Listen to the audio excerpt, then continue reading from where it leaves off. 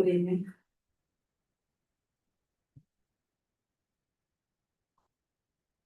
Welcome to this meeting with Sevenoaks Town Council.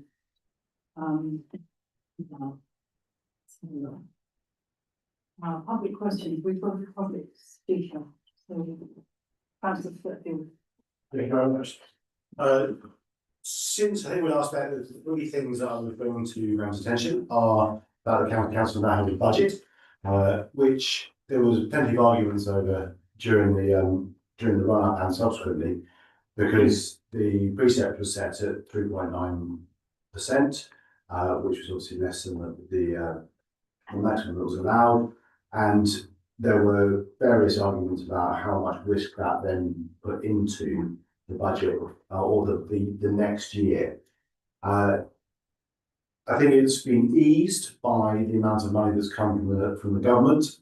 Came a considerable uplift to about between 30 and it ended up about £36 million, from an extra £6 million today before the budget. So some of the urgent questions have been settled, but there is still £50 million worth of overspending this year for adult social care, which will have to be borrowed straight out of the budget for next year,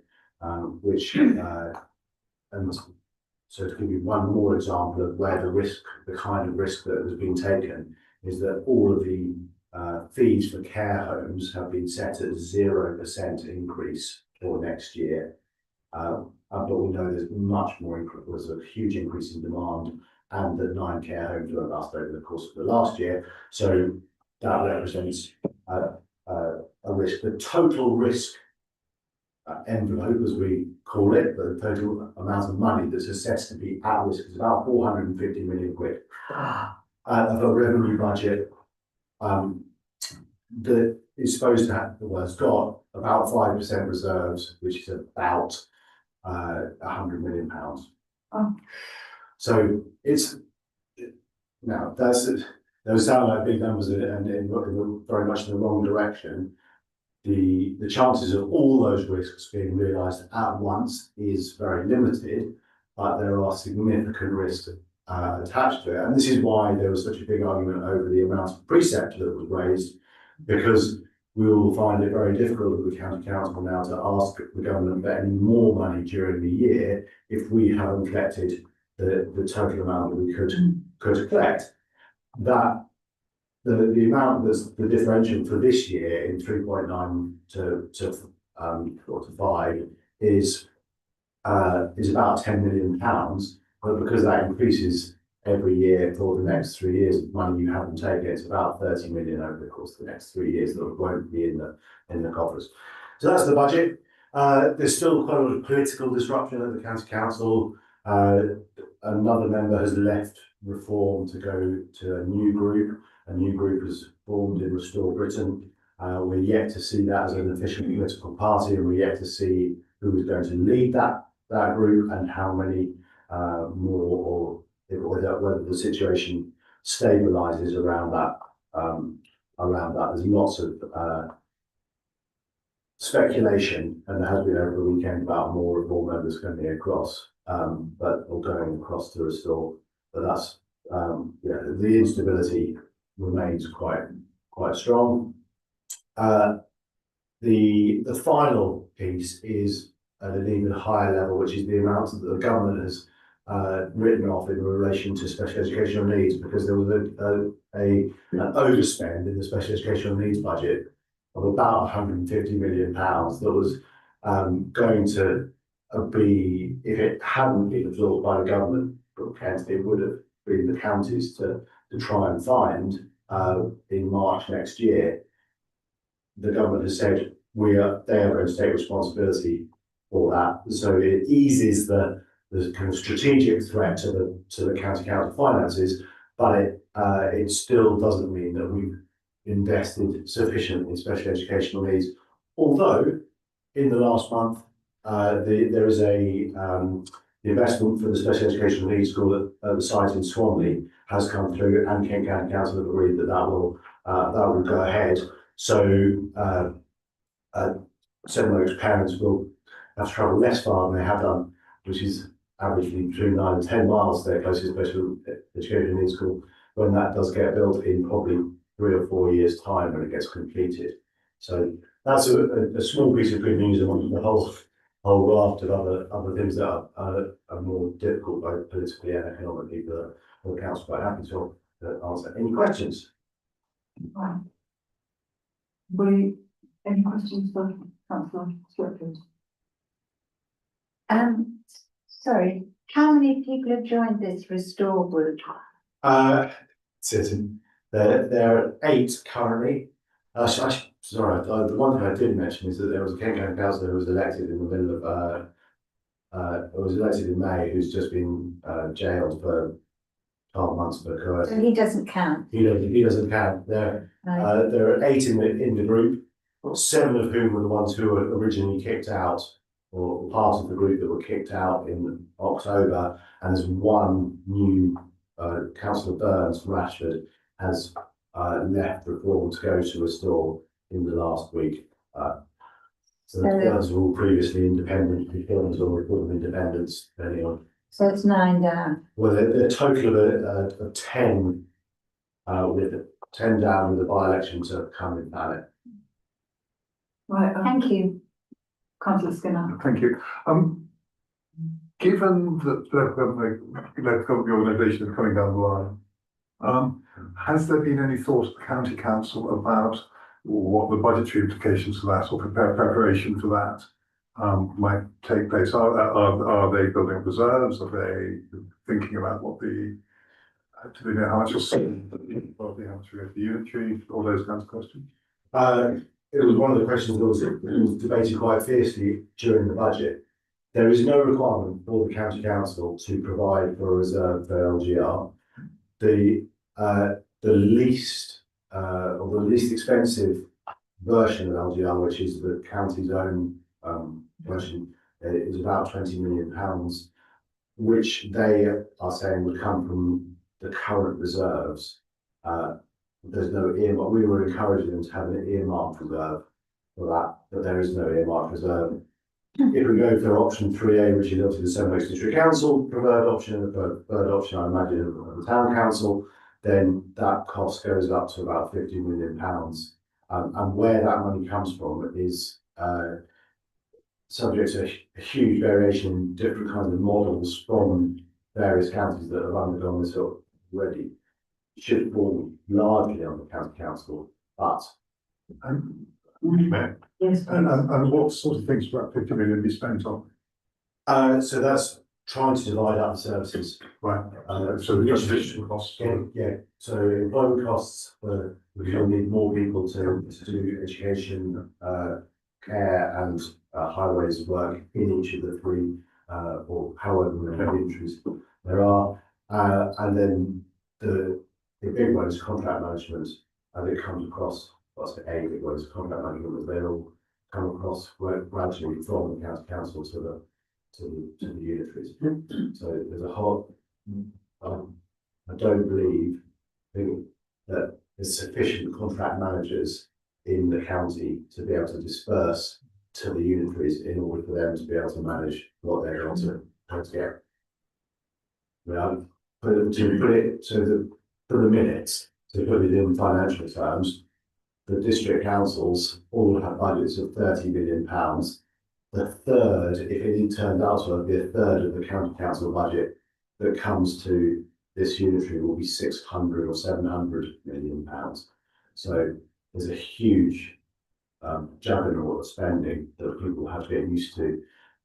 So that would be 4 times 320, so it would be kind of 5 times the amount. Yeah. Yeah, it's a different beast. Yeah. Right. Anybody else? Any questions? Oh, thank you, Councillor Stratford. Right. Just wanted to be joining in my apologies for absence. We have apologies from another Councillor Tony and Councillor Daniel Festar and Barrow Whiteman and Barley. Thank you. And no requests for dispensations or declarations of interest. Okay, we can move on to the minutes of the meeting of the town council on the 12th of January. And we need to approve those. Does anybody have any comments on the, thank you. So on to the minutes of the, oh, sorry, councillor. No, did we vote? I was voting. Oh, right, oh, sorry, you voted on that. Okay, can we, yeah, I recommend, yes, thank you very much.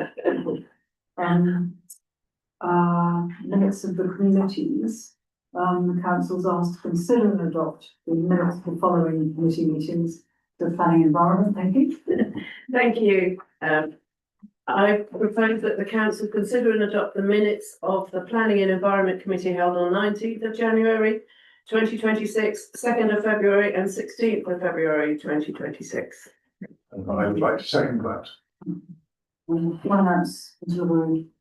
Thank you, Mayor. Can I propose that we receive and adopt the Finance and Delivery Committee minutes from the 12th of January 2026? Do we have a second? Thank you. A second, thank you. And community assets, open spaces. I propose that we accept the minutes of the 26th of January for the Community Assets Committee.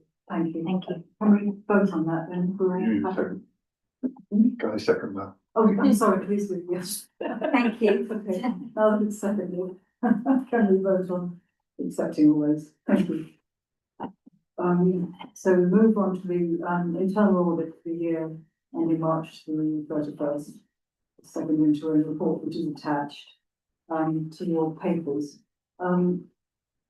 Georgina, would you like to say anything about that? It was clear audit, so they're happy. Yeah. Does anybody else have any comments on your, thank you, Councillor Skinner.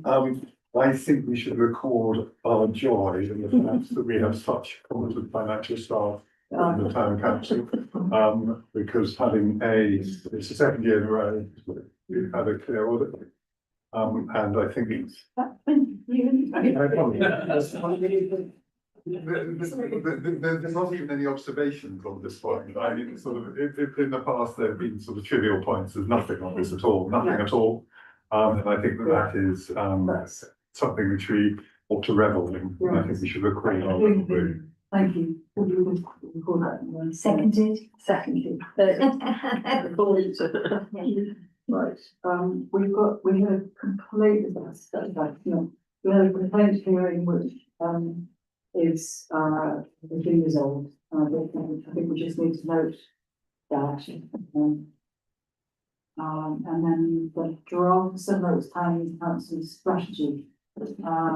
Councillor Shay, you've got something to say about that? Yes, I'll keep it light because it's been looked at previously by the council and has been refined over the last couple of weeks internally, and you will have all seen a copy before. There is a copy in front of you here which has had a slight amendment reflecting a few recent comments.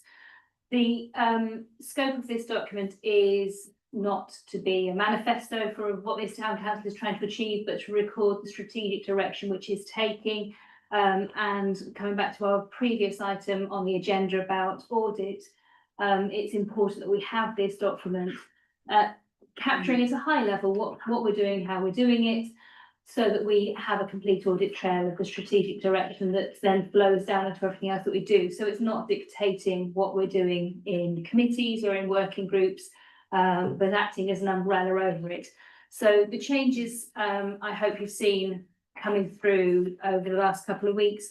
In particular, I would point you to the one on page 2, where a paragraph has been added around resources, noting that our local residents are our greatest resource, and our wish to engage with them inclusively in all that we do, and collaboratively on the projects that we try to deliver, and then go on to the issue of other resources of a more financial nature. I would like to propose that we receive and adopt this document. Yes, absolutely. Okay, we'll vote on that, please. Thank you for the work. Thank you. So that's all. We vote on it. Local, We need to vote on that. I'm sorry, I thought you had voted, just please do vote on that. Would you vote? It's not on the office. Thank you. Number 9, Kent Local Government Reorganisation Consultation. To receive notice of the Ministry of Housing Communities and seeking review on the proposal submitted by councils for the reorganisation of local government intention Medway. To note that full details on the consultation are available via the following link, and that the survey will remain open until 11:59 p.m. on the 26th of March. It's local government reorganisation in Kent and medway-gov.uk as an online link, and to receive a copy of the consultation questionnaire which we have here, and to agree whether the town council submit a formal response. Do we have any opinions on our response as a council? No, I think, you have previously given a minute on this, but I think for the questionnaire, which has quite a few individual points about the decision that you previously supported, perhaps it's not working group together to answer those specific points would be helpful. Thank you. We'll note that and we'll give you to do it together at the next opportunity. Thank you very much. So when do we need to have this done by? Sorry, Uh, just haven't finished out very precise. So we'll need to move quite quickly yes. on getting that together so that we can bring a response back. Have we got another full council between now and then to agree our response, or will it need to go You to? can always add a short one on before the plan. Okay, because it'll need to be signed off by full council, won't it? Right. So if we can convene that in the next couple of weeks, that will give us scope then to work it back into our meetings. I think calendar has been good. Well, we'll we can move on to reports to the council, STC representatives on outside bodies. Is there anybody here who'd like to speak about their work or the bodies that they represent outside of here? I don't think we've got anybody. Thank you. All right, we'll pass strictly straight on from that.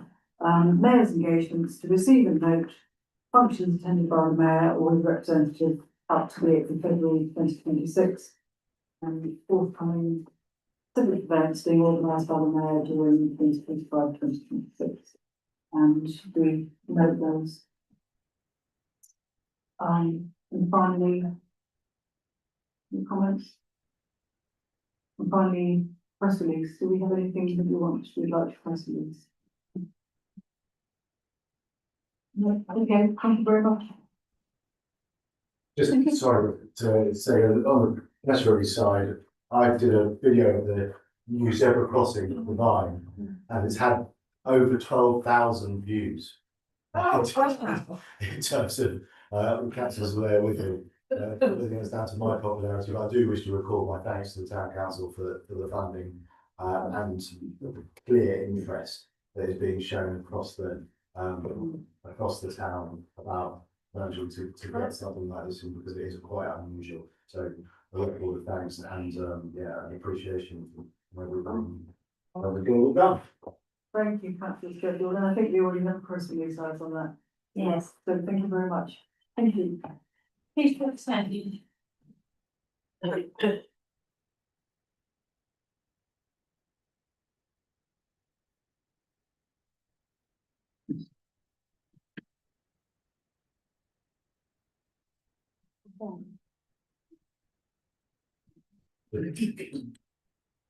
you come in?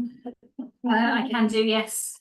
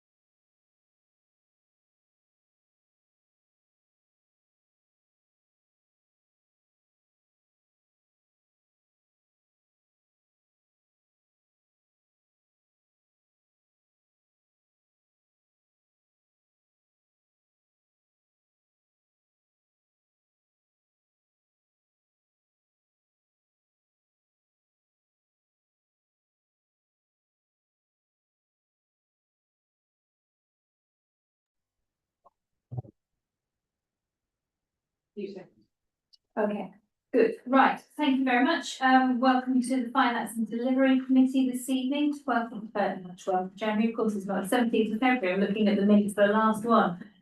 So before I go on to the minutes for the last meeting, apologies for absence. Yes, we have apologies from the Mayor, Councillor Clayton, who is substituted by Councillor Dr. Kenny. Apologies from Councillor Daniels, substituted by Councillor Granville, and apologies from Councillor Whiteman. Yeah, I still say the wrong date. Thank you very much. I've lost a whole week of my life.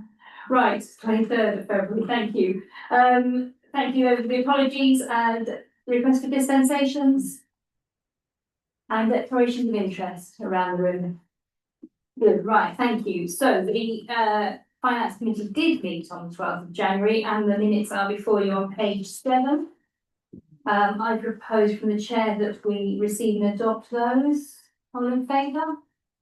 Thank you very much. Then we have our finance reports on page 43.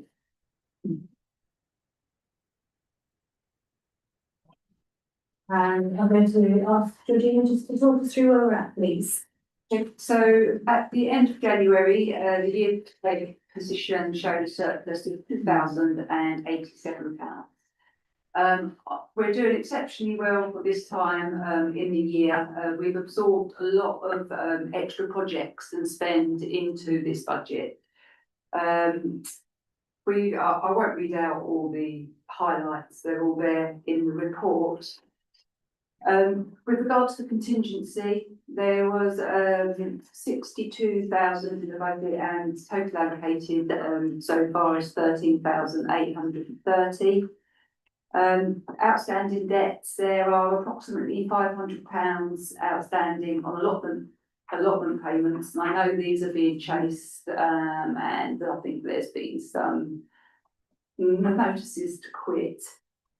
The statutory balance sheet shows a decrease of £200,000 from December, and the earmark reserves have decreased by 96,000. This includes, we've had credits in of 103,000 approximately for the Greatest Pavilion.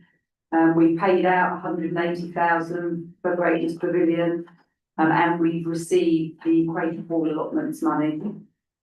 The water contract had been moved on to a default tariff, so a new 3-year contract has been secured at a reduced rate. Good, thank you very much, and good work on the water contract. Really pleasing to see that now coming in on focus hall allotments site that ties up all those loose ends. I think now on that outstanding figure. I have one question on the outstanding debts, the 500 on the allotments. How many allotment holders does that represent? How many people are we talking about? About 10. Okay. Maybe. But it is quite a number of small amounts. Yes, Right. yeah.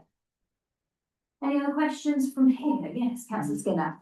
Yeah, sorry, on the bat and ball station, I'm not sure I quite understand the sentence. So station showing a nearly £11,000 deficit year to date, which should also be funded from the budget surplus. So the deficit is because the concession started in October rather than April, so that's the point. And would we, if the concession had started in April, would we still be seeing a deficit? No,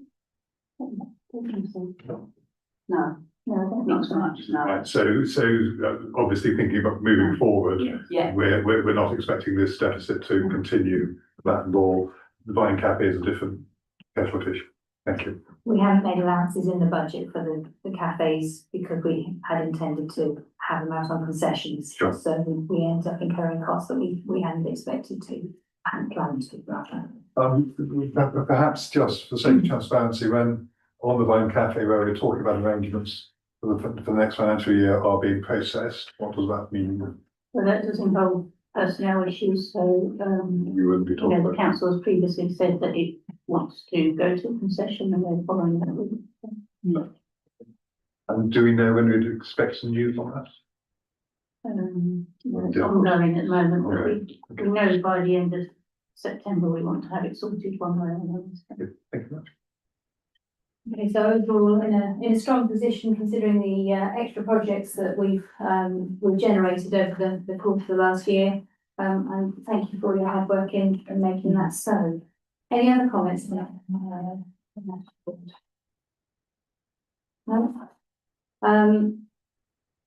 So anything particular, Georgie, that you want to draw out from the statements of accounts that we have in the appendices there? Because otherwise I would like to move.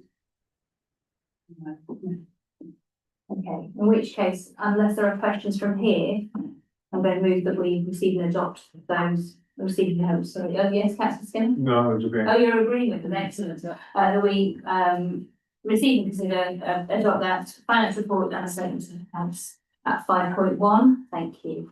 Suppliers accounts on page 85.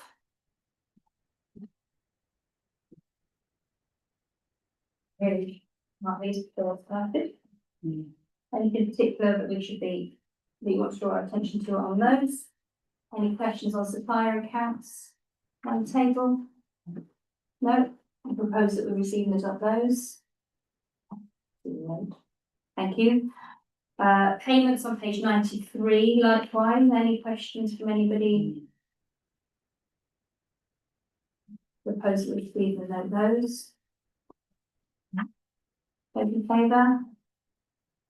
Thank you. And payroll on page 95. Receiving those, I think right eventually. I propose we receive and note those. Payroll, thank you. Petty cash on 97. Likewise, can I have a show of hands to support those? Thank you. And back on your agenda, you can see petty, hospitality and gift register at 5.6. Happy to receive and note that. Thank you.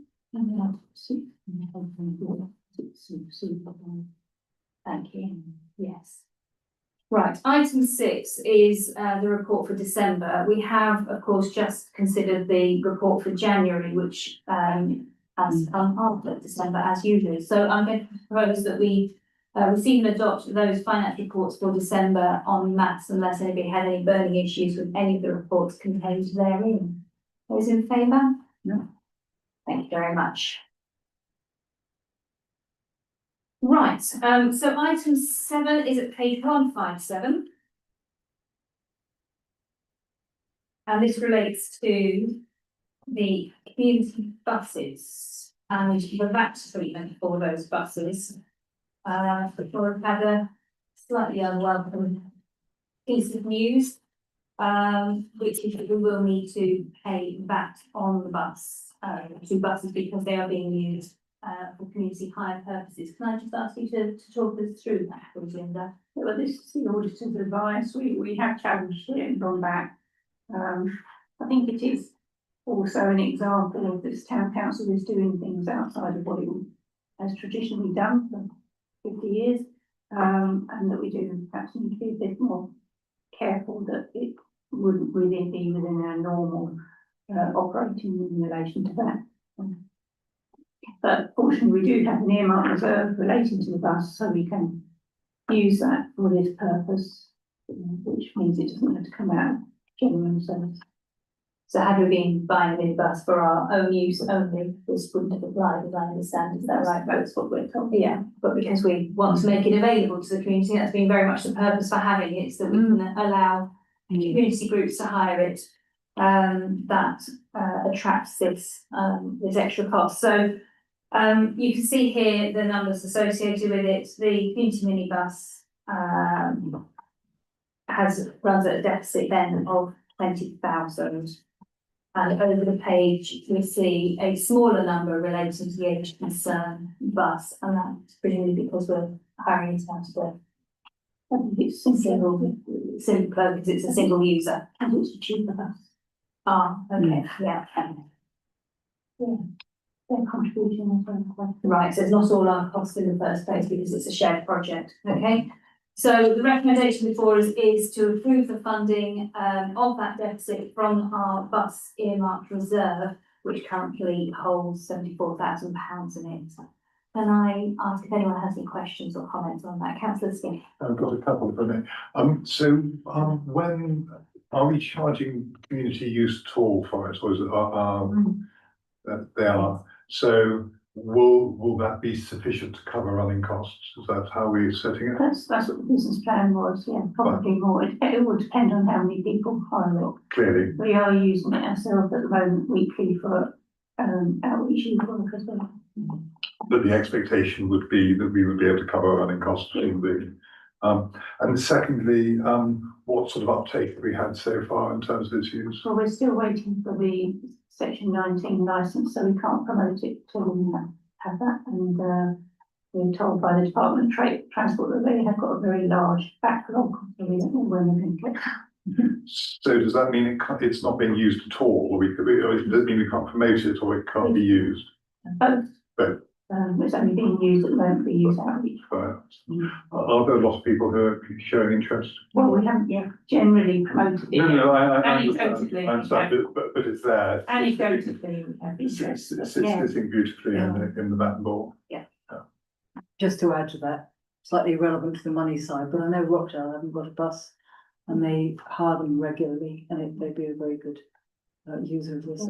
I did mention that when I met with them last week. I think there are a lot of organisations that will be able to make use of it, and that of course was the premise on which we went ahead with this project. And we're then fortunate to be able to secure the second one for AUK. So it's a really, really exciting project, but it's one we can't quite get off the ground apart from our own use just at the moment for reasons beyond our control. Councillor Skinner. Sorry, and DVLA are not telling us how long, except it's going to be a long time before section 19 comes through. That's irritating. And very. So, unless there are any further questions, that recommendation I'll move from the chair that we approve the funding for that deficit from the bus earmarked reserve. All in favour? Thank you very much. Right. Item 8, we touched on this in full council, but it's right that the internal audit report comes to the finance committee. Georgina, is there anything you would like to talk about on this? No, I'd just like to point out it was a clear order. So we're going to say that as many times as you like. I would like to just pick out one line from it, which is that whilst the report may contain recommendations to make changes, they're not indicative of any failings, but rather are pointers to improving upon an already well-ordered system. Thank you. That's really pleasing to read. The whole thing was pleasing to read, but I thought that was particularly an important line. Any comments from round the table? Councillor Skinner. Why do we not have petty cash payments? So in the control sessions, they didn't look at petty cash payments. Not on this visit because they did on the. They did on the Yes. okay, so but we don't have significant petty cash payments. We do have cash. But No. not but large amounts. No. And why did they not cover it? Because they don't have to do it all the time. They have a programme to Right. do with it throughout the year. They'll do different Right. elements of our finances. Obviously, they can't do it all every visit, so the petty cash will be done at a different level. Because the other one's not covered and not covered because we don't do them, I think. Because we don't. Or it's not covered in this visit. No, but I think my point was that we haven't certified ourselves as exempt for limited assurance review. And we don't have trust funds. That's right. So the other not covered are not covered because we don't do that. Yes. So that's why the petty cash stood out for me, because we do have petty Yeah, cash. we do. But that's fine. I echo Councillor Shea's congratulations. Do you have any comments on those on the report? In which case, I would like to propose to the chair that we receive and note that report. Those in favour? Thank you very much. Right, item 10, page 171 is on, no, not 171, my apologies, I've gone too far, thank you, Councillor Canning. 169, is on members' allowances, which are not set here, they are set at district council. And the only changes in this document from the previous iteration is the dates. Sorry, chaps. Any questions? In which case, I propose we share that we receive and note that. Those in favour? And so, do you want to, I'm just going to say, from the recording, right, say how much the princely sum. Oh, the princely sum, let me get it precise for you, of £309 per annum for each member. If they choose to claim it, some do not. Right. Thank you, everybody. Right, over the page then, item 10 is the community assets recommendation. So this is in relation to the opportunity that has presented itself to access some funding from the RFU to invest in the rugby pitches at Knoll Paddock. This is being done, if agreed here, in collaboration with the rugby club, who need to be the applicant to the RFU for this funding. You can see set out here the costs of works that it would involve and the grant values available to it and the contributions made by the club and by STC to achieve that over a 6-year period. It's been discussed by the Community Assets Open Spaces team, and the recommendation that they endorsed there was that the Community Asset Committee recommended to this committee to enter into that 5-year funding agreement to enable funding from the RFU to be obtained towards the improvement of rugby pitch maintenance. And I'd like to move from the chair that we proceed with that recommendation. Councillor Canning. I am very pleased about this work that we're doing with the rugby club to on our facilities and to get them to be as good as possible to meet the needs of increasingly successful rugby teams. So, yeah, please will you vote? Any other comments? Councillor Skinner? Yeah, where it says club brackets STC close brackets contribution, that means an STC contribution. What, if any, contribution is the club making? Isn't making any financial contribution. No financial contribution at all. So the funding is coming entirely from the RFU and from ourselves. Is there any reason why the club could not make a contribution to what's absolutely literally fundamental to their activities? They say they don't have the funds.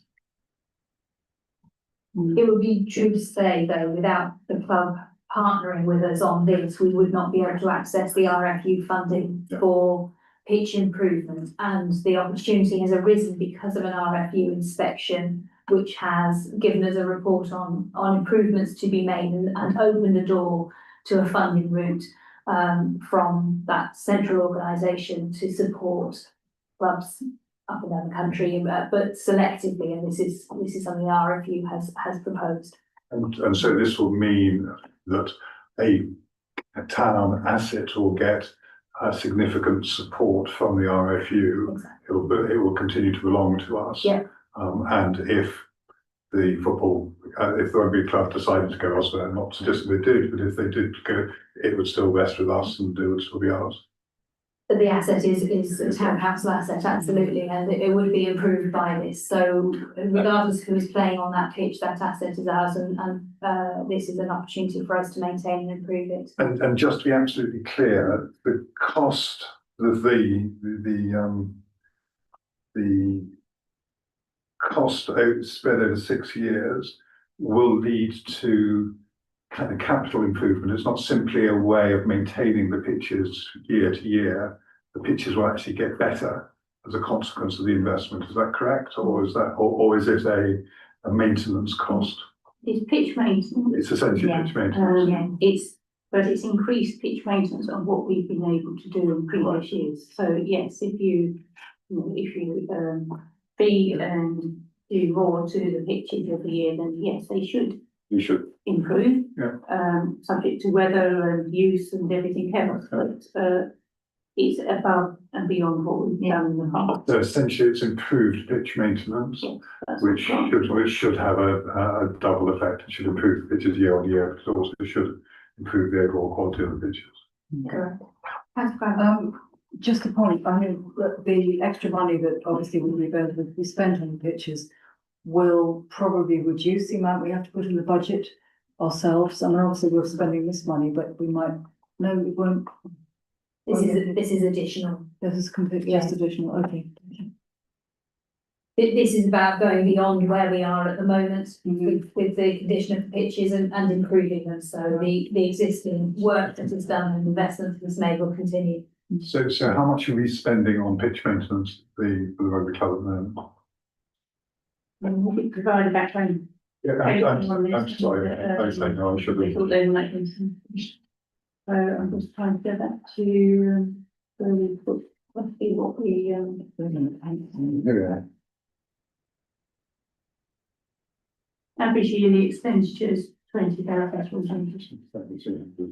And so this will be, this is per pitch. About 10% increase. 6 years, 6,000. 5% increase per year. So we'll be getting about £6,000 a year, is that right? No. What are you calculating as? I'm trying to work out what the additional in pitch maintenance contributions are going to be taking. It's on page 171. Yes, no, I'm looking at that, so that's 64,000, so divided by 6 years, so that's 10,000 and a bit a year. The total grant value is 14,400 per pitch, and then times by 3 years, 43,200 grant worker. Right, and then we're putting in an additional 21,000, so the total is 64,000, so over 6 years it's 10,000 and a bit. Yeah. So and at the moment they're paying £20,000 a year for that, so it's another 50%. It's an additional 50% that's being spent per year on maintaining the pitches. Have I get those right? So as I understand it, we've got. So If you divide it just equally by year, it's 1 per year, but of course it's decreasing differently, so. I'm just trying to get like to like, so.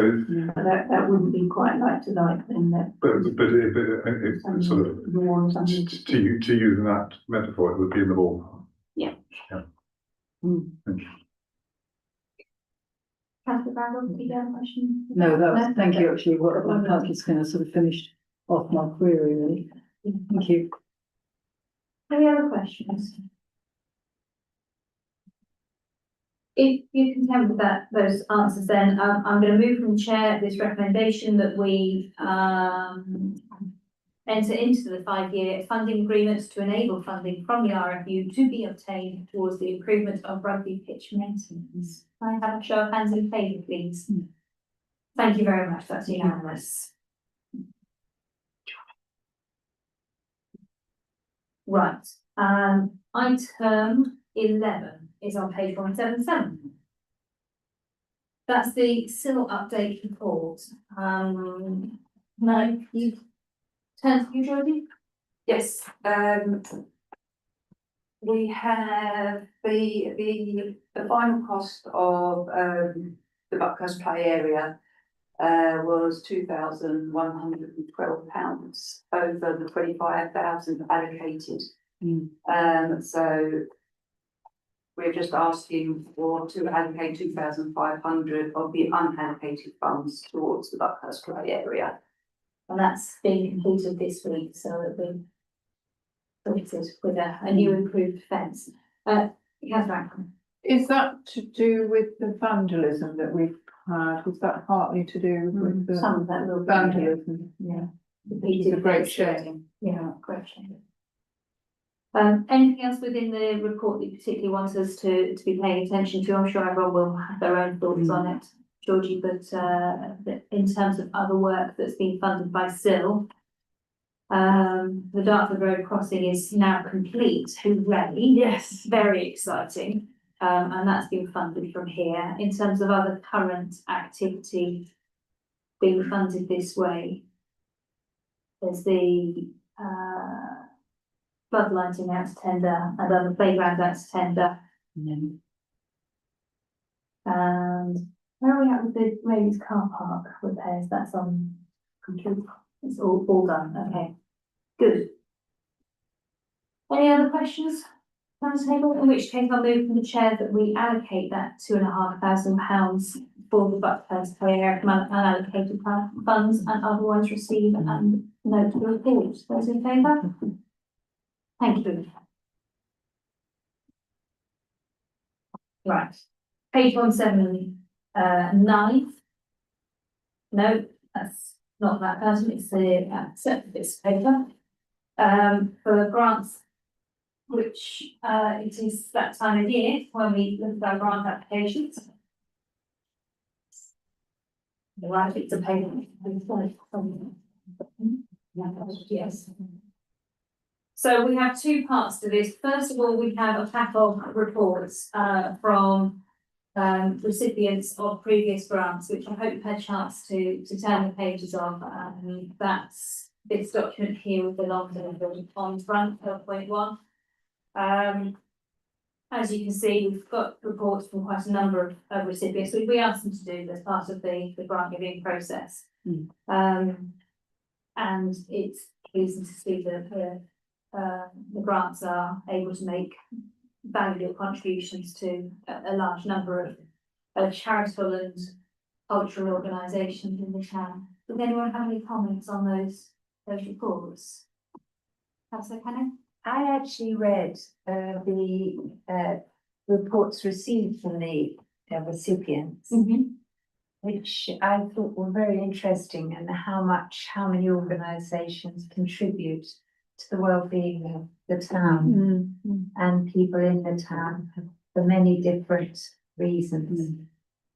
And I was proud of the support that we were able to give and the way it was being used, and the feedback I thought was most interesting. And showed that the grants that we are able to award are being well used for the benefit of local people. Yes, I'd like to second that. It's been money well directed, hasn't it? It's fantastic. So, I mean, just going through this, I think it's really, absolutely, I think it's actually quite moving seeing that amount of community engagement and the current and across, and it's great that we can help support these organisations.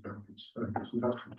I think just looking at it in this format as well really shines a light on the number of organisations doing such valuable work in the community, often led by local residents and for local residents. I think it's a testament to the strength of the town that so much exists and so much goes on as well. Thank you. I'm going to propose from the chair that we receive and note that report. Those in favour? Thank you.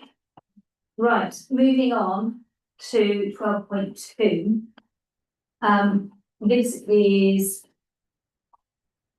the applications for grants this year. So you'll have in front of you on page, I don't know what page it is on mine. You've got them in your package, be separate. Yeah. So on the first page, you can see that we have an allocation for grant subsidies for free room hire, allowing a certain number of predetermined organisations to have access to rooms, whether that's at Baton Ball Station or the community centre or indeed this chamber. And that sits outside of the main grant area. On the table below, you'll see the £11,060, which is our budget to disperse here this evening. There is a small line for twinning support, which is separate to that. A line for youth outreach, which is in the gift of the Youth Services Committee to allocate. So it's really the £11,000, which is our focus this evening. Over the page, we have applications for grants from we've got 5, 6, 8, 10, 12 organisations with a total grant funding request of £26,915. So somewhat outside the budget we had available of 11,000. And I'd like to put up a proposal for discussion, and I'm sure it may evolve as we go through. But if we go through line by line, we may find ourselves tying ourselves in knots. So I would like to propose 3 things.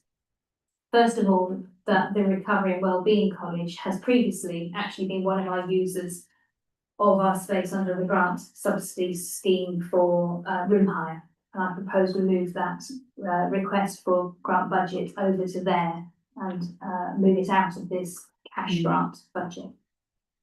The second is that the Friends of Rhinebeck doesn't need to sit within this £11,000 process because we already have a separate line for twinning support. So we can accommodate that request, and it's a very similar request to previous amounts requested from us by the Friends of Rhinebeck. I don't think it's controversial, but I'm sure you'll tell me if you disagree. So I suggest we deal with that in it as a whole under the twinning support. The third is that we have one very large grant application, and that's from Sevenoaks Larder, who are in need of revised storage for their food and a new floor. And it is a substantial project. They've allocated a budget of £15,000 for it. If we put that to one side, all the other applications can be dealt with within our budget. And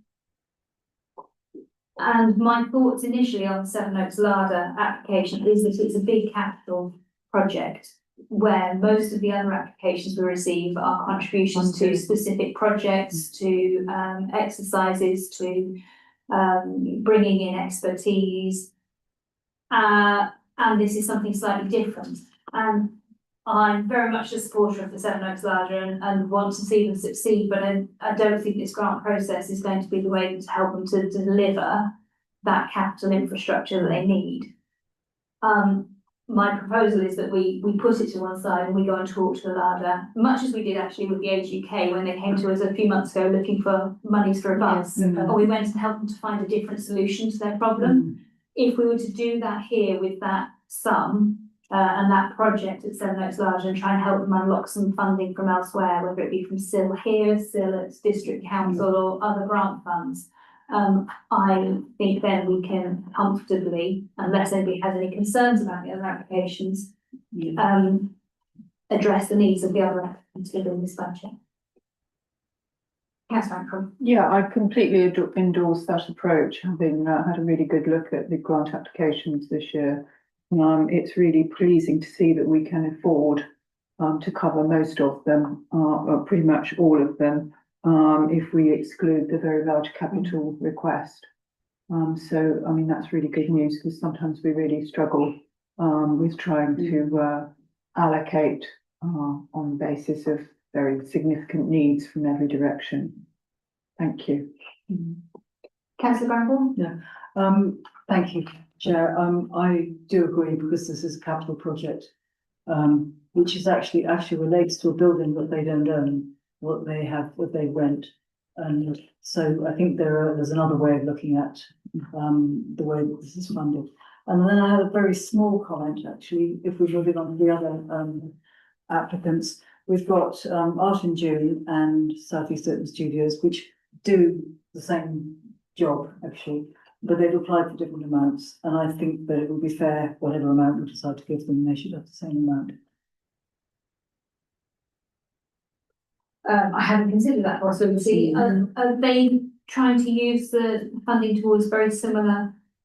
Yes, they're both. It's administering and promoting the event, which is for one, and for the other one, it's a trail map, designing and producing a Sevenoaks Larder's trail map, and it's really the promotion is the only cost, and it's a huge cost that these organisations have, and they're absolutely fantastic organisations, masses of volunteer time in there. I think actually Southeast Open Studios is it's a much bigger organisation, but it covers areas that aren't Sevenoaks. Yeah. Whereas Art and June also covers areas that aren't in Sevenoaks, but it's a bit more Sevenoaks based. But on the basis that one has more artists than the other generally, I think it would be fair to give them both the same amount. It would seem to make sense for it to be upped rather than to up the amount of we have the money, 500 for each of them, given that we have the money. If we have the money, that would make sense. Well, I mean, do we ever give people more money than they ask for? Is that a mad idea? Councillor Skinner? I'm just on that, Art and June want to develop an app, and Southeast Open Studios apparently don't. So that seems to be what the difference is. Okay. If Southeast Open Studios are not going to be producing an app, I think my sense is that we should give people what they've asked for rather than giving them more. Okay. All right. I think it's a very valid point. Yeah. But I think it sounds to me as though Art and June have asked to want to develop an app, which I think Southeast Open Studios already have an app. there you go. So maybe it's learned to catch up. Yeah. Can I go back to Please the do. and just to say that I endorse your proposal completely. I think it's very sensible. I did want to ask what we thought the likelihood would be of being able to find capital grants to help the Sevenoaks Wilder. Do we have a sense of how easy or difficult that would be? My first thought was the SIL fund at District Council would be well suited to this sort of project. And I think one of the points that Councillor Granville made there about the ownership of the assets, I think is important. Yeah. Part of the project was around floor coverings. Yeah. So it's not something that if the church and the larger was a part company, then that it could be taken with them. So I think we need to think about what that means.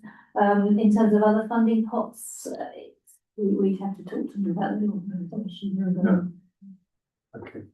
I mean, I think I'm happy to support this report. Yeah, it's certainly not about not supporting the larger at all. It's simply about this being probably the best mechanism to be able to help them to our fullest. Okay, any other thoughts on any of those? If not, is there anything on this side that you'd like to add a comment on? No, that's To say, the town council does fully support the gardening. In fact, we are doing, as we did last year, a collection for them at the annual meeting for people to donate towards the garden. Oh, it's for the other food bank. It's for the other food bank. I don't know what I'm talking about. It's distressing that the town of this size should need two food banks at all. And it's really important. Do support it in the right way. Yes, Councillor. Having said we're going to support with some food and other things, I was surprised that the hygiene bank also doesn't seem to have a request out for us to contribute unwanted Christmas presents that are suitable. That's £2,000. Sorry? Haven't they asked for £2,000? They have, no, but they aren't asking for us to give. I think we do that on an ongoing basis. Well, how? I think there are several strategies to their operation, aren't there? And they've got collection points in various places around the town, at chemists and supermarkets. They have, but this is specifically that they've gone through the process that we set out to apply for grants. And actually, this is quite a large amount compared to the history of what they've asked for. But we're in a position to be able to do that on this occasion. Can I say how pleased I am to see new applicants and returning applicants coming forward? So it's not just people who are. It's great that people are coming back to us, but for example, DABSS is obviously extremely important, and so I'm pleased to see that. I'm personally very pleased to see the Divine Singers come back. Actually, I think it's a fantastic organisation. And the hygiene bank as well coming back. So it is. I think that's encouraging. Good. Okay. Unless there are any further comments, I'm going to move that from the chair. Those in favour? Thank you. Thank you, Chair. I think that might be our shortest grant application consideration ever. Yes, could we ask in future as well? That's coming under budget. Right, item 13, is the, inclusion here of a report from the National Association of Local Councils, who have been considering the implications of the devolution process and local government reorganisation process, on town and parish councils, particularly in light of, as we've discussed here, the aspirations of parishes and towns to take on assets which in some instances will have been gifted to the towns or villages prior to the 1974 reorganisation, or perhaps gifted by local residents, or which are really hyper-local in their nature. And towns across the country are thinking about how they can ensure that local assets are managed at a local level in a way that's appropriate. It's several pages long. I'm sure you've had a chance to have a look through it. There are a number of case studies from councils at different stages of the local government reorganisation process, it's fair to say. Some of them dealing with LGR, as we are looking at, others dealing with the mayoral type of devolutions, and a variety of sizes of town and parish councils as well. I think it's fair to say you can see in the header of each of them what the size of their electorate and precept is. Officers have helpfully produced a little summary table for us at the back on page 198 to 200, which extracts that information into a table to show us both the sizes and the sizes and the precept and expenditure of those councils and those places, and also the types of asset which they have or are proposing to take on. Some taking on considerably more than others. What is striking, there are a number of things that are striking. The first thing that is striking is that in no cases at all are the upper tier authority asking for money for any of these assets. Yes. In some cases, there are grants flowing to the parish or town council taking the asset on. And in others, there's a service level agreement being put in place, for example, where Haslam Parish Council has taken on highway maintenance, for example. So there's an SLA in place there. And the assets in question include things that are of interest to us. So, for example, market rights feature in 5 parishes and towns. Theatre and cinema features in at least 1, if not more. And then other issues like the parks and playgrounds, community buildings and youth services are really interesting to see those coming up at quite regular frequency as well. And I think it's very interesting in the context that we're dealing in where the parishes and towns across Sevenoaks district are exploring this as well and putting together expressions of interest and business cases for community assets to be transferred in this LGR process that we're moving towards, and that we saw at the finance committee, the FIAC committee at district council recently, them concluding that some of these assets could be transferred to parishes other than our own, but at a cost. And what this report, timely as it is, shines a light on is that is exceptional and unusual. And we wanted to include it here because the ramifications for this council and this committee, as our finance committee, if we were to find ourselves being asked to hand over money in exchange for those assets that are going to be considered by district council in the next couple of months, would be very considerable on our precept. Precepts increases have been published recently. There's quite a range, and a number of parishes have made some very large increases to accommodate exactly this scenario and to be able to make accommodations for the assets that they're taking on. We haven't done that because we don't know what will be coming our way, but we need to be alive to what costs might come to us finances in addition to asset ownership, if indeed that transfer is agreed. I'll open it to the floor. Any comments, thoughts? Oh, Councillor Bradford? when this came through, when this was first sent to us, I was just jumping with joy, really. The fact that so many councils have managed with their, to deal with their upper tier authorities in a responsible and effective way. And the case studies were just fascinating, really, really interesting. And they just gave me, and I don't know how our officers feel about this, it just gave me fire in my belly. And I know that it was shared, this paper was shared with the district council, the department that's looking at the asset transfers. And I think there was a sort of response, but not a particularly, quite a muted response really. But I think we've got to keep remembering and keep reminding our up tier authority that this is the way it works. This is the way it works for communities.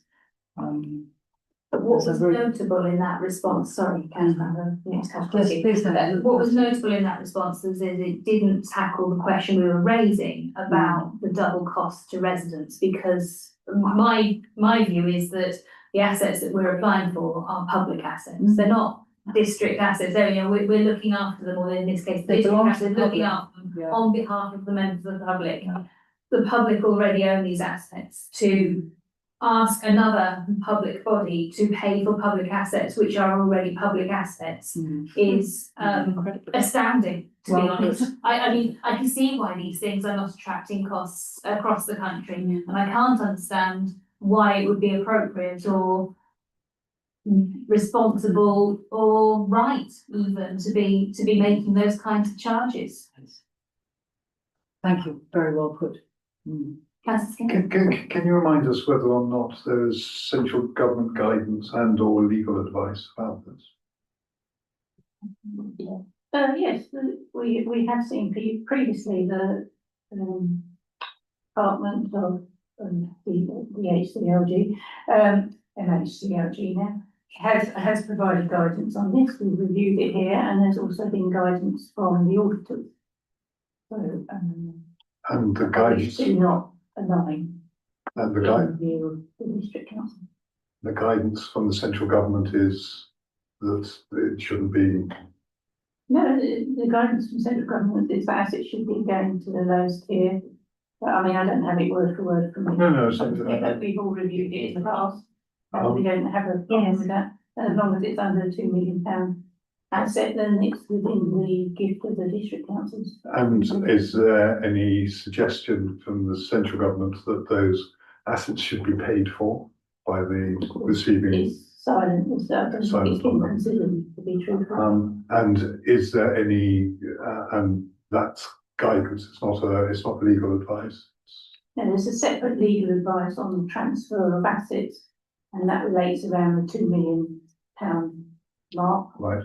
Again, it doesn't mention payment of anything. It's, well, it says that you can hand it over at a reduced rate, and it's normally a peppercorn. So there is advice from the auditors which the Sevenoaks District Council are choosing to interpret as requiring payment to be received for the transfer of assets in certain I can't comment on how they come to their conclusion. But that appears to be what the situation What's is. happening Yeah. in the case of Swansea. Yeah, okay. But it's not what's happening But- in the districts and boroughs and counties that these other towns that we're looking at here sit within. That isn't part of the evaluation at all. So can I just check that this now, so this is by no means a comprehensive list, of course. Has now picked councils which are particularly helpful for the analysis, or how representative are these? They went out to their membership and asked for examples of where it had taken place, And this came back. and this is what they got back. Would it be fair to suggest then that, given that there will be many, many more councils not represented here, that many other councils may be facing a similar situation to the one that we're facing? Maybe, you don't know. We don't know. we know that some upper tier authorities have refused to discuss any transfers ahead of unitary Yeah. being created. Yeah. And are directing parishes and towns to talk to the unitary council once they have been fully formed. But these organisations here, as I said earlier, are at different stages in that process. So some of these, when you look into the detail, are talking about having acquired them from their new unitary authority, whereas others have done it earlier than that. But in either scenario, it seems to me, there is a public asset being retained in public hands. Yes.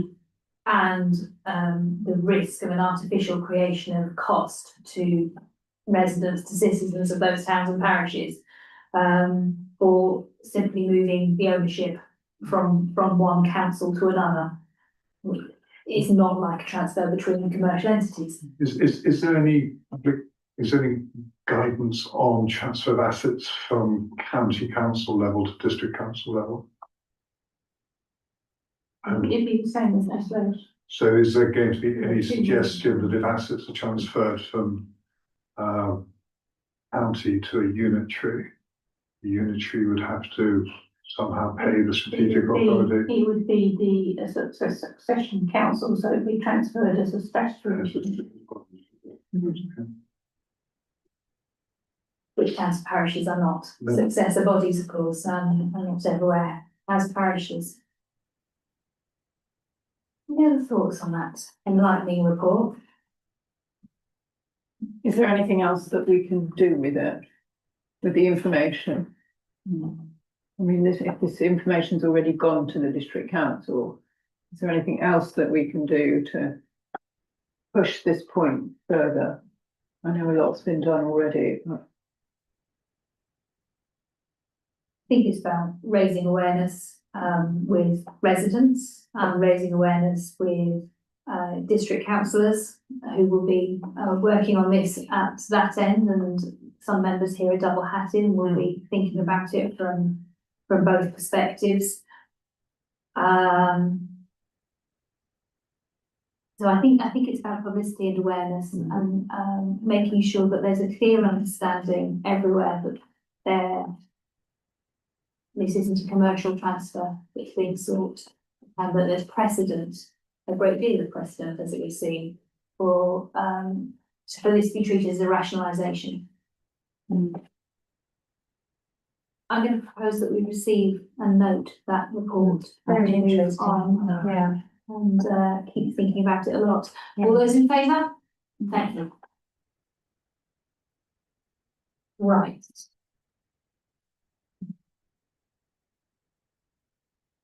Last one pages. On page 201, item 14. Members will have previously seen the document that's over page 202. It's a document produced by Locality, an organisation that supports local councils such as ourselves, on community power and local power plans. We talked about it in committees previously, and the notes that you see on page 201 come from a meeting that was held with Sevenoaks Climate Action Network. There are two strands of thought on the local power plan and the thinking that comes out of this locality report.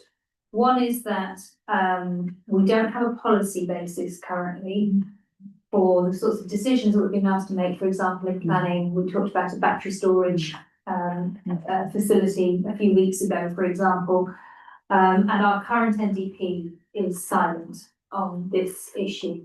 Our NDP will be due for revision and renewal over the next year or two. So the first train of thought is about putting together an evidence base on local power that can sit in our NDP and become our policy framework for managing applications for solar panels, for battery storage systems, for heat pumps, combined heat and power, anything else that might come our way through the planning system, and indeed set our ambitions for the town. And the other is that there is some expertise within the Sevenoaks Climate Action Network on community power organisations, which was explored, although no commitment made, simply a commitment to talk more about what it might look like for the town, and that is what you see in the notes of the meeting on 201. I'll propose and chair that we receive and note that report and notes of the meeting. I'll open it for debate. Thank you for listening.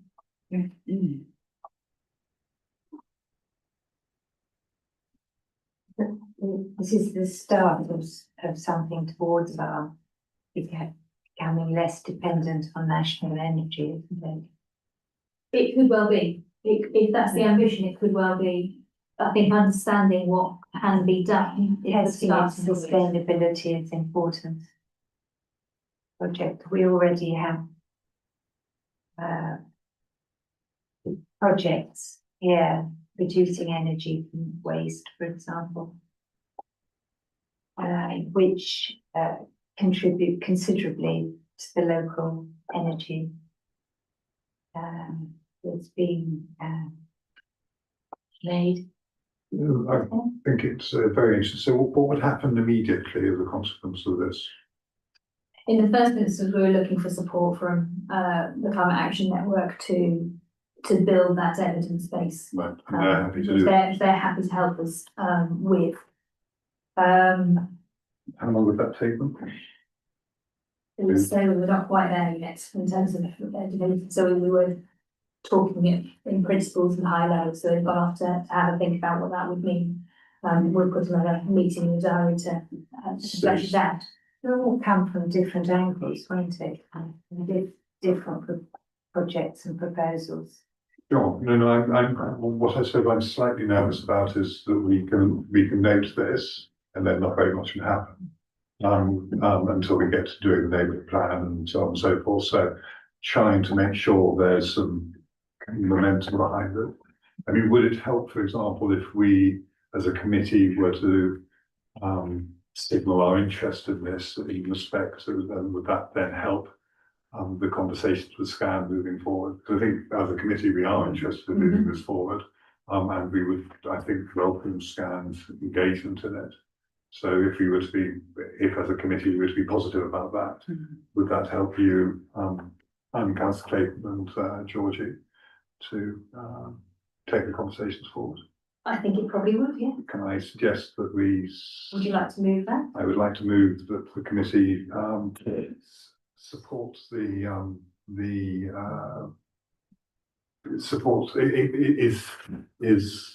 strongly supports the idea of a potential partnership with SCAN, and hopes that productive conversations can take place in the near future. Would like to second that, yes. Those in favour? Thank you. Okay, with that then, is there anything else you want to do with this report at this time? Okay. That gives us a base to move on from. Thank you so much. Right, we'll get to there first. 235 is notes of the Greatness Recreation meeting, where we didn't have a very large agenda or a very large group of people, but we talked. The most important thing I would like to draw your attention to is at the top of page 236, which is the procurement timeline of the new playground at Greatness Recreation Ground, which was in our programme to deliver last year, but was put on hold because of the works at the pavilion and the knock-on effect that has. But this is now the opportunity to do the thing and to do it well. Tenders are open. I think tell me there's been a positive response to that tender process, and we will have I hope a good number of tenders during, but that was at the end of March, next week. Next week we'll have all the tenders in. I even wrote that down, look, I said that. Good, so that is moving on apace. Once we have those tenders and design proposals, there'll be a process of consultation and collaboration with local young people. The working group has previously agreed that it should be a playground aimed at primary school age children, first and foremost, and so there's a plan to roll out exhibition that can be taken to show local primary school children and get their views and their feedback on the design. Any questions or comments? It says a gazebo for shade, picnic tables, mini stage area, landscaping to the park, removal of the open area altogether. So the consultation's beginning and ideas have been circulated. And I think what's important is that we've gone out to experts in the field who will look at the site. I know there have been a few site visits already, and they will Yes. respond and react to the brief that they've been given and the setting that the playground will be in.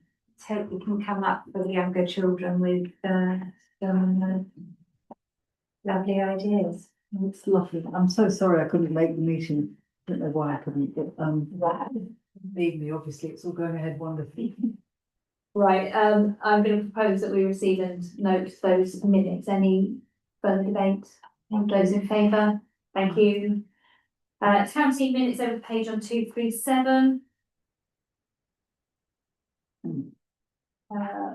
One item to note in there in particular is that proposals for the bid will depend upon the outcome of business rates for local businesses, which they're still seeking to understand the impact of the changes. And until that's known, it's hard for business owners or any other stakeholder to plan and commit. So as that resolves over the coming months, we'll know what the next steps are likely to be for the bid. I think it's another worthwhile project there where local businesses and local residents and the council working together to try and find some good solutions. Absolutely, but the businesses have to be comfortable doing it, so they need to get their heads around the changes to the business rate. We do as well, we're affected as well by business rate changes, so that's to follow, I think it's fair to say. Are there any questions about the town team minutes? If not, I propose we receive and adopt those, note those in favour. Very much. Current matters. Updates are in red as usual. The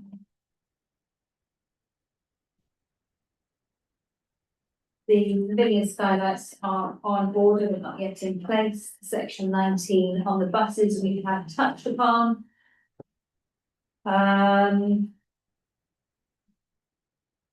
Yellow lines is in hand, a great deal of work going on there with our planning officer liaising with KCC to move that forward in a way that delivers both our yellow line aspirations and KCC's without it costing more money. Yeah.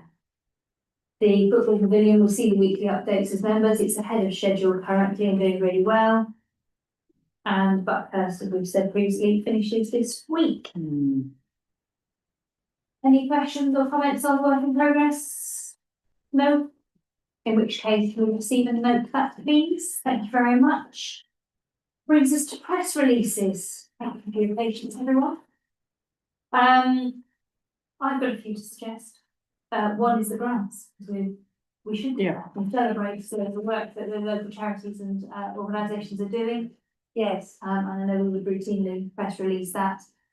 The second is the rugby club partnership, delivering improvements to the pitches.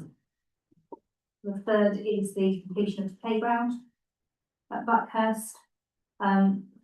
Actually, the fourth one is one I've just skipped over in the current matters about the solar panels going on to gazebo and other parts at Quakers Hall Lane, which has been a collaborative project. And the fifth is that NALP project, which I do think we should be putting a press release out about and highlight that we appear to be being treated differently from other similar councils in similar situations up and down the country, and the risk of double payment for assets that are already public assets. So the press release on the NAP could be the finance committee discussed a report on which fine. On the grants, would it be possible, and I don't know, this would be for people who are much better at this than me, thinking about both press releasing the success from last year, you know, the various reports that we had come in, as well as the grants that have been given for next year, because trying to give a platform to the people who've done such good work, of course, last year with the money from the It's a community. half yearly thing, isn't it? Yeah.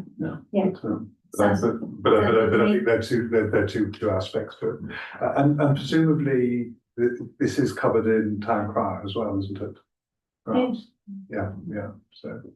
No, I think the reports were really good because they've helped to inform me anyway. Absolutely. About what had been done, what perhaps needed to be done or needed to be continually supported. Or just a one-off. Again, this is way beyond my sphere of expertise, but just to wonder, is it something, so obviously it's all on the website as part of the council papers, but should there be, might there be a separate page on reports from the people who have received funding in the past, so that people can see that and sort of can have a platform? This is all there, and we're currently updating the website. Well, maybe it's- Trying to reduce it. Oh, I'm sorry. Yeah, it does all come together in the town meeting, but not everyone comes to the town meeting. Yeah, no, I'm just thinking that I mean, we're all so pleased with what's happened. And given the amount of community engagement in it, actually to have something on the website saying in the last 12 months, with money that you have paid through your precept, these groups have received, and this is what they've done. We'll speak to our community engagement manager and see how he thinks is the best thing to do. Thank you. Finance page, there is a list of the grants paid out so far under each year. Yeah. So you can see it. I'm sure it's all there. I'm just, It's a showcase. exactly right. Yeah. It's how do we showcase the Yeah. community activity that is taking place in the town. Because with so many services being lost, Exactly. it depresses some people. And then we encourage people to put forward grants and those who apply for grants in the future. And people, it's the numbers of volunteers that are involved. That's exactly where. As well. Yeah. That is hugely impressive. And as we've just said, actually, all of those organisations are asked to come and talk to everybody at the town meeting. So there's lots of opportunity there for those charities to reach out to perhaps new people and for members of the public who haven't engaged with the organisations before to do it at that meeting if they choose to come along on the 9th of March.